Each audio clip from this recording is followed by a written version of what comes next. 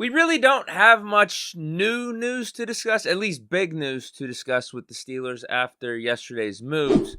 Today, Minkah Fitzpatrick got his contract restructured, so there's that. Clears up $10 million in cap space, and then he's going to have an $8 million cap hit for this 2023 season. Other than that, yeah, Steelers, we'll see if anything happens today. But this Minkah move, apparently, too, it doesn't open up any new cap space for new signings. It's more about making sure a bunch of the signings we just made can fit underneath the cap. But we do have some Steelers-related news that happened yesterday. The first one is Juju Smith Schuster, former Steeler receiver, signed with the New England Patriots, a 3-year deal worth up to $33 million. So you really do either die a hero or live long enough to see yourself become the villain. My initial take, or first glance, was to think that, man, Juju, he got a little overpaid here. This is the New England Patriots doing their typical thing that they've been doing over these last several years and overpaying for mid receivers. Now, don't let that come out wrong. Don't let that come out wrong. I think Juju's a good receiver. It's almost like with Cam Sutton. It's like the Lions are paying $11 million to a CB2. Now, he does have some versatility. He does bring some unique things to the table, kind of like Juju. I feel like he's a wide receiver too, but he does certain things that do make him a valuable, good receiver. But $11 million just feels a little high. But then I dug a little deeper and looked at the wide receiver market. I'm seeing some of these dudes that are getting paid around $11 million, if not more. And Juju, I say, has a case to get paid just as much, if not more than them. I mean, you got Corey Davis making $12.5 million, Curtis Samuel at $11.5, Michael Gallup $11.5, Nelson Aguilar at $11, Jacoby Myers at $11, Tyler Boyd $10.75, Devontae Parker at $10, MVS, his former teammate, at $10.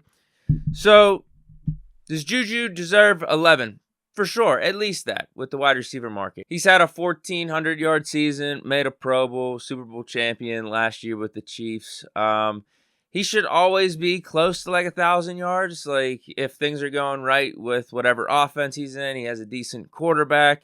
Should be hovering around 800-900 yards as his floor. So yeah, he's a good receiver. He's a good safety valve for the quarterback, a reliable pass catcher. So the fit is interesting, to say the least. I don't know how Juju and his antics will fare up in New England, although New England had a Gronk.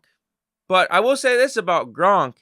He never made headlines like that will get the other team riled up.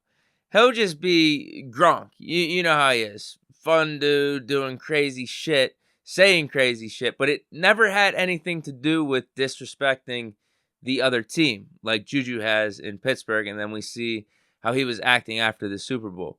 I saw this meme on Twitter. I thought this was funny. We could see Belichick doing something like this, but good for Juju getting his money. Like I said, as you dig deeper with the wide receiver market, looks like fair market value. It's not something that I would be wanting my team to do. I would say best of luck, except for when you're facing the Steelers. But really, now you're in the AFC, and the Patriots might be competing for a playoff spot. So, yeah, I mean, you're the enemy now, bro. You're the enemy.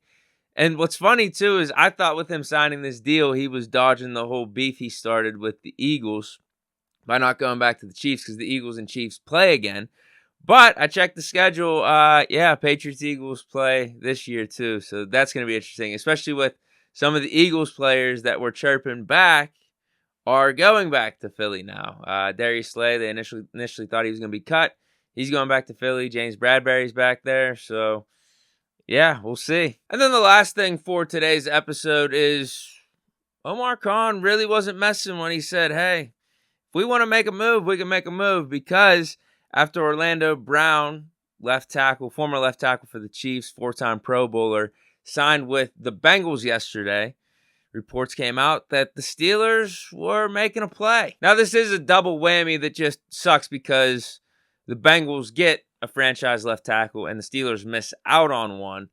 But what this does say to me is, hey, we are going to address the left tackle position somehow, some way. Now, I don't know Who's still out there in free agency that would be worth it for us? I know Taylor Lewan will obviously brought up. We got to make sure him and TJ are right, but he could be a little bit more of a cheaper option. And yeah, him versus Dan Moore, I would assume Taylor Lewan would win. But even if we don't do it in free agency, I really think we're going to address it in the draft early on. I thought that before, but now I really feel like the Steelers are going to make it a priority. And rightfully so. We got to protect Kenny. We got to build up this offensive line. I'm even going as far to think, hey, can we trade up for the number one offensive tackle now, like a Peter Skoronski? I feel like that could be worth it if we keep on hitting on our needs in free agency. We got inside linebacker, got defensive line taken care of. We got one portion of the cornerback position by getting a CB1. I still think we need to draft a corner. We got our depth interior on the offensive line. Just got to get like a Gentry and an Edmonds. And I feel like we wouldn't be hesitant if Skoronski starts falling to maybe round 10 or 11 to make that move. What did it take to get Devin Bush? Didn't we just trade a third-round pick in that year's draft, maybe a next year's third-round pick? I can't remember exactly, but it won't be the type of haul that the Bears got from the Panthers or anything like that. So we still might have our good picks to work with in the draft if we did trade up for a Skoronski. So definitely some interesting stuff, I'd say, for us to not make a move. At least we got a little bit of a hint. We got a little bit of a sign of the direction this team's looking. We didn't know how high they were going to prioritize the left tackle position. I know we're doing some combine meetings and stuff, but yeah, to bring someone in, at least for competition with Dan Moore, or to be an upgrade, a bona fide starter, it just flat out right makes sense. So let me know what you guys think of some of the news that just dropped. We got the Minkah restructure, Juju to the Patriots, and also the Steelers being interested in Orlando Brown. What do you think the interest in Orlando Brown means? What do you think the restructure with Minkah means? I don't think it's too much. I think it was just business that we had to do. But maybe there is a couple more restructures because he's only one. We have more restructures that can be made and that would have needed to be made if we were to have brought in an Orlando Brown. So yeah, I feel like something big is going to happen potentially in free agency. If not, we're definitely going to be making a play for left tackle in the draft. Let me know what you guys think down in the comments. Stay chilling on a Thursday. Peace.